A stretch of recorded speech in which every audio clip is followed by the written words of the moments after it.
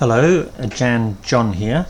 I don't know if you heard the news this week about President Obama making a social gaffe, G-A-F-F-E, while giving a talk on universities and university degrees. He said that liberal arts degrees were probably useless. However, to be fair to him, I don't think he meant to be so critical of liberal arts degrees. He was just trying to make the point that in today's economy, it may be better to have a more practical degree, such as something in manufacturing, technology, or engineering. So he was making a comparison. Liberal arts includes subjects like philosophy, history, literature, and culture. Many people may feel that these degrees may not be so appropriate in the modern world.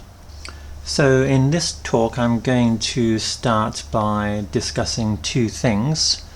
First of all, describing universities, and then describing some of the reasons people study at them. So let's look at universities first. The first universities were established around 1,000 years ago in Europe. For example, the University of Paris was established in 1150. And Oxford in the UK was established in 1167. At that time they were clearly quite limited in both their scope and also the number of people who could attend them. The universities would only have taught a few subjects such as basic science, philosophy, mathematics, music maybe, and of course religion. And the people attending universities would have been members of a very small elite, E-L-I-T-E, quite different from the universities nowadays, which have an enormous range of subjects you can study, and in theory at least are open to almost everybody. In practice, of course, universities are still very much middle-class institutions. Poor people do not generally go to university. They are still mostly an enclave of the middle classes and the rich who have the money and time to spend several years studying and not working. Poor people don't have that luxurious option. They may have to start work at an early age to support themselves and their families. Nowadays, I think universities are very much business-minded establishments. They are clearly competing in the world of education for the students who want to study, and will try to make themselves look more attractive than other universities.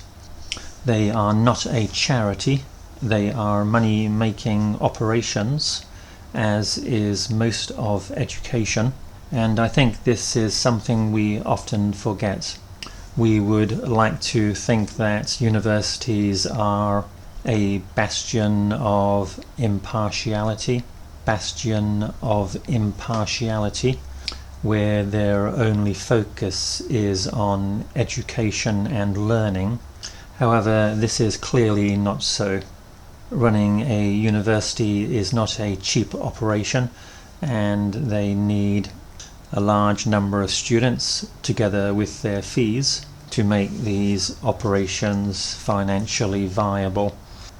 Walking around a university close to me a few days ago, I was struck by the banners and signs advertising different degrees. For example, there was a big banner hung across the entrance to the university, advertising an MBA combined with a PhD in the English language. The emphasis seemed to be all on the letters MBA, PhD, rather than the subject matter which the students would be learning. And I see this trend everywhere. Universities are promoting their degrees, their certificates, the qualifications, not the knowledge which the students hopefully will acquire during their years at this university. Why do students go to university? A knee-jerk response to this question may be they go to get an education. But I think this knee-jerk response, knee-jerk, K-N-E-E-J-E-R-K, would be incorrect. I think there are several reasons for going to university, and education is one, but not by any means the most important one. I think the most important reason for going to university is to gain the certificates and the status which comes with having a university degree. Having been a teacher for around 15 years, this is crystal clear to me. The main reason students go to university is not to learn, but to get the qualification and the increased status which they think will be a stepping stone to a better life. The first thing you will see when you apply for a job is the requirements of the employer, which will commonly include a university degree or some other kind of qualification. It seems like in the modern world it is very difficult to get any kind of decent job without the university certificate behind you. Nobody is really worried about the education you have received. They're interested in what the certificate says. It says you have a bachelor's degree or a master's degree or a PhD. This is all they look at generally, and this is what students feel. They feel that when they leave university they are going to have a far better chance of getting a good job. And this is almost certainly true because of the tyranny of certificates. Tyranny of certificates. Tyranny, T-Y-R-A-N-N-Y. What I mean by this expression is that in the modern world, employers have chosen to sift people out, S-I-F-T, using the method of qualifications. I think this is a shame in many ways because it leads to a poorer real education and a narrow-minded approach to employing people. It leads to a poorer education because the students and the university are going to be mainly focused upon getting the grades and passing exams rather than learning about the subject. The whole structure of the education system will be planned around syllabuses and passing exams. As long as the students can understand the stuff they read in the textbook and they can answer the examination questions, everybody is happy, even though in practice they really may not have a thorough understanding of what they have learned. This system also really limits the scope for individual educational exploration. Many people will feel that education should be about the thirst for knowledge, but you're not going to have the time or infrastructure to do this in a university class which is trying to get through the syllabus and making sure all the students pass the exams. Status is the second main reason, I think, why people go to university. They feel that with this certificate under their belt, they will be seen by other people with far more respect. And again, this is probably true. If you can say, oh, I have a master's degree or I have a bachelor's degree, people will show you more respect, and you will belong to that upper echelon of society. Upper echelon, ECHELON. But again, this is fairly superficial.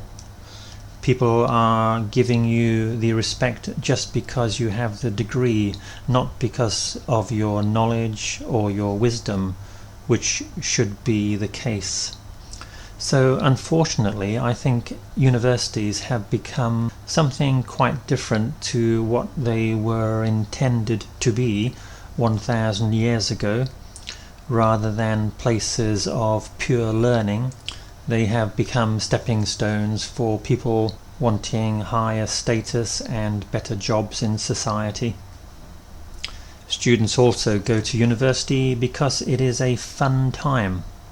3 or 4 years spending time hanging out with other young people, getting drunk, going to parties, having romantic affairs certainly sounds a lot better than work, where you may get home tired every night and have a boss nagging you all the time that you are not doing anything right.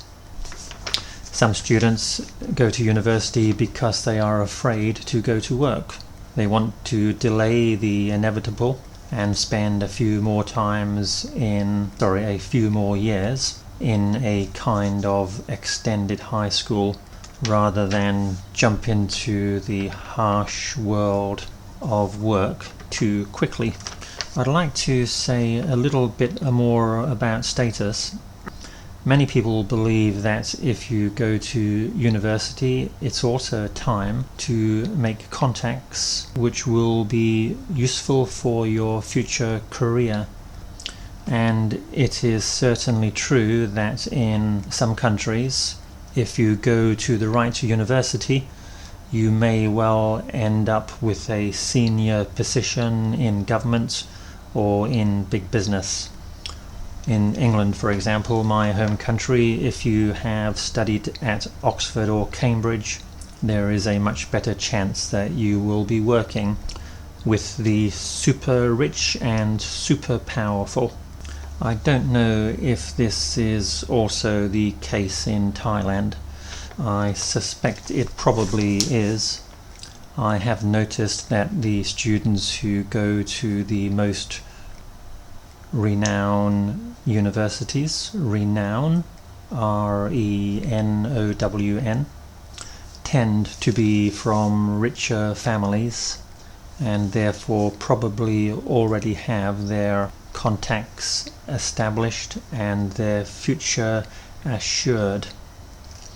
I have a lot more to say about this subject, so I'm going to stop this audio here and I will continue in the next one.